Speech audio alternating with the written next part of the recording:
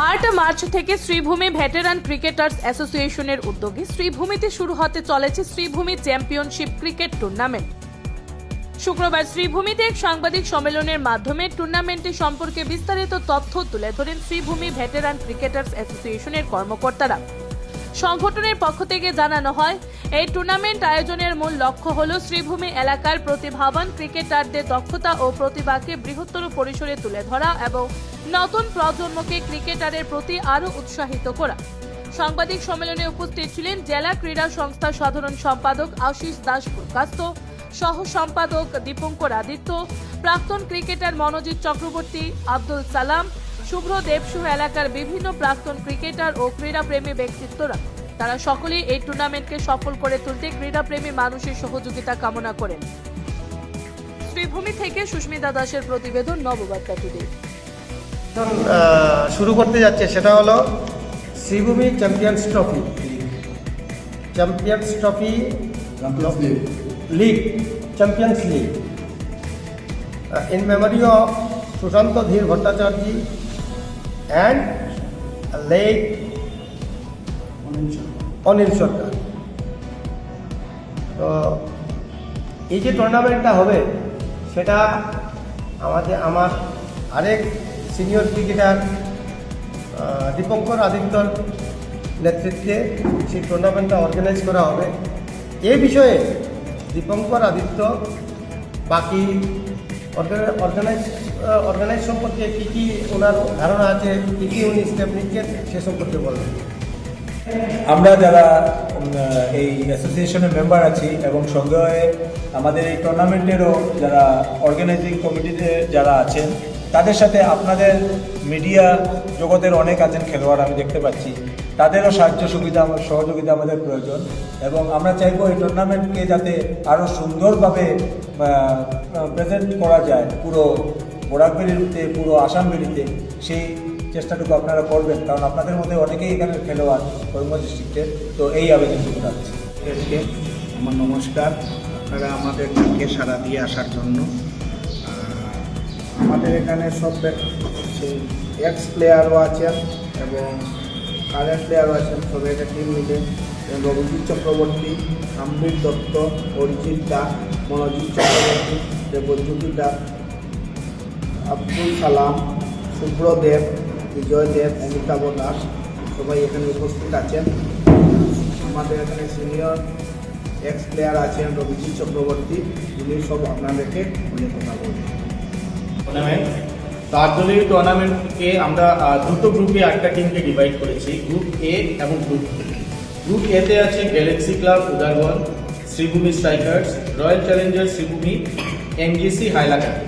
আর group বিতে আছে LTMM Umang Badarpur, Daily Sports Assam Rhinos আর ইউবা ক্লাব বদরপুর।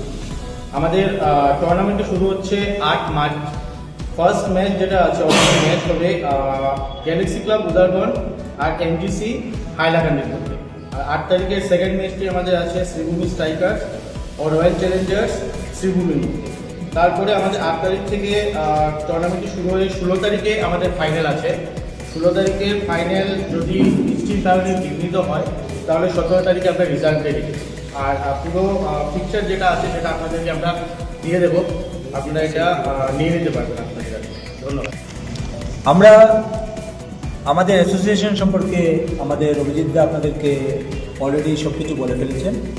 এখন আমি আমাদের প্রথম স্টেপ যেটা শুরু করতে যাচ্ছি সেই টুর্নামেন্টের বিষয়ে আপনাদের সামনে তুলে ধরবো। আমাদের প্রথম টুর্নামেন্ট যেটা হচ্ছে এই অ্যাসোসিয়েশনের মাধ্যমে শুরু হচ্ছে, সেটা হচ্ছে শ্রীভূমি চ্যাম্পিয়ন্স লিগ, যেটাকে স্পন্সর করছেন, যেটার ফার্স্ট চ্যাম্পিয়ন্স ট্রফি যেটা স্পন্সর করছেন সেটা আমাদের করিমগঞ্জের সন্তান, আমাদের শ্রীভূমি জেলার আম্পায়ার ছিলেন এবং জেলা বিজেপির প্রাক্তন সভাপতি সুব্রত ভট্টাচার্য মহাশয়, ওনার পিতা সুশান্ত ধীর ভট্টাচার্যের নামে, যেটার প্রাইজ মানি থাকবে 1,50,000 টাকা। এবং রানার্স আপ ট্রফি যেটা আমাদেরকে স্পন্সর করছেন তিনি হচ্ছেন অমৃত সরকার, ওনার বাবার নামে লেট অনিল সরকারের নামে এই রানার্স আপ ট্রফিটি দেওয়া হয়েছে। তো প্রথম আমরা পরিকল্পনা করেছি মাত্র আমাদের আজকে 10 দিন হলো। 10 দিন থেকে আলোচনার মাধ্যমে আমরা শুরু করেছি। অতি স্বল্প সময়ের মধ্যে আমরা এটা অর্গানাইজ করতে পেরেছি। এটা বিশেষত এই যে টুর্নামেন্টটা হবে এটা ফ্র্যাঞ্চাইজি ক্রিকেট টাইপের হচ্ছে। তো 8 দলীয় টুর্নামেন্টে অলরেডি 8টা টিমই আমাদের সঙ্গে যোগাযোগ করে ওদের অ্যাক্টিভিটিস জমা দিয়ে দিয়েছে অলরেডি।